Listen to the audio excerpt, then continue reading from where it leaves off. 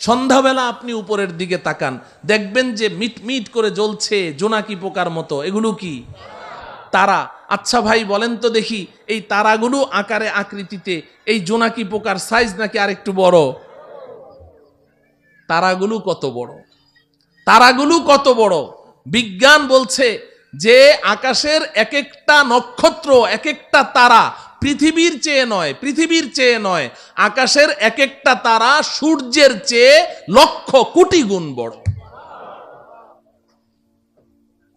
এত বিশাল তারা দেখা যায় জোনাকি পোকার মতো। ঘটনা কি?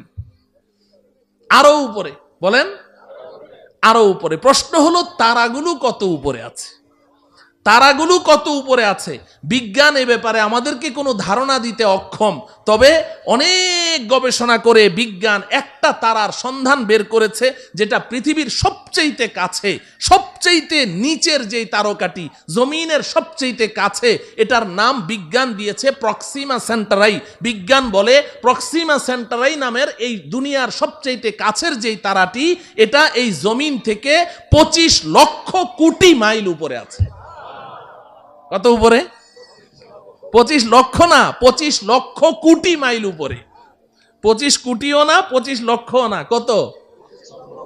25 লক্ষ কোটি মাইল উপরে হচ্ছে সবচেয়ে কাছে। আল্লামা ইকবাল বলেন, রব্বুল আলামিন সারাটা জীবন তো বিজ্ঞানের পেছনে দৌড়ালাম, কিন্তু বিজ্ঞান আজকে এক থিওরি দেয়, কালকে এক থিওরি দেয়। একবার বলে সূর্য ঘুরে, একবার বলে পৃথিবী ঘুরে, একবার বলে দুটোটা ঘুরে, একবার বলে আসমান আছে, আরেকবার বলে আসমান নাই।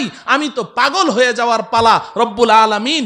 আর আমি বিজ্ঞানের পেছনে দৌড়াতে চাই না। এখন আপনার কাছে জীবনের অন্তিম মুহূর্তে আমার একটাই দরখাস্ত, আব জুনু से काम लूंगा मैं रहे तहकीक में, अक्ल के पीछे बहुत ही वक्त जाये कर चुका।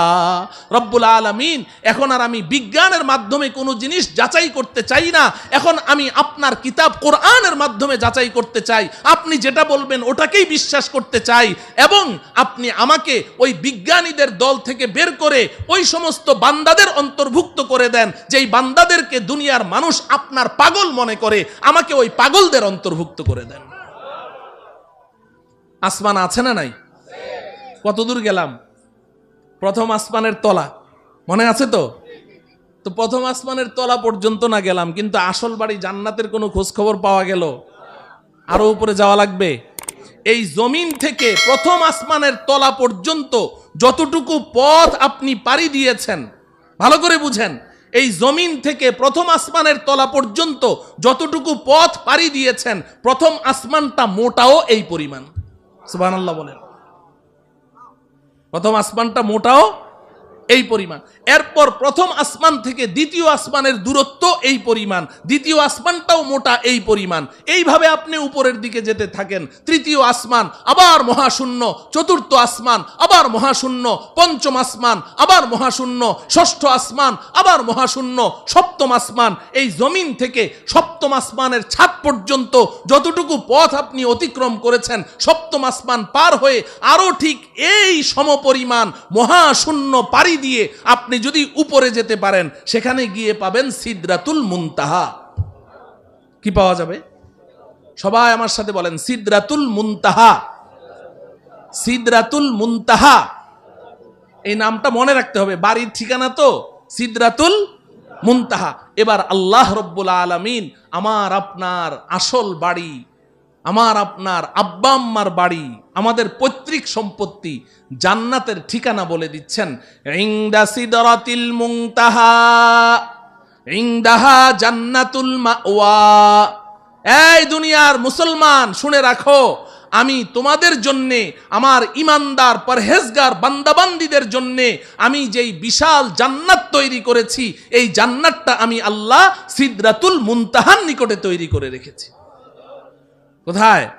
সিদরাতুল মুনতাহা। বলেন, সবাই বলেন, সিদরাতুল মুনতাহা। বাড়ির ঠিকানা জানা লাগবে না, বাড়ির এলাকার নাম জানতে হবে। আমাদের বাড়ির এলাকার নাম কি?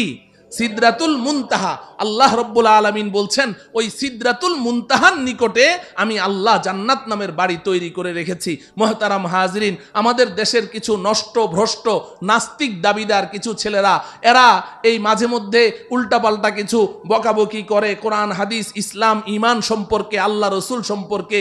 এই ভ্রষ্ট নষ্ট ছেলেগুলো তারা বলে জান্নাত বলতে কিচ্ছু নাই। জান্নাত আছে না নাই?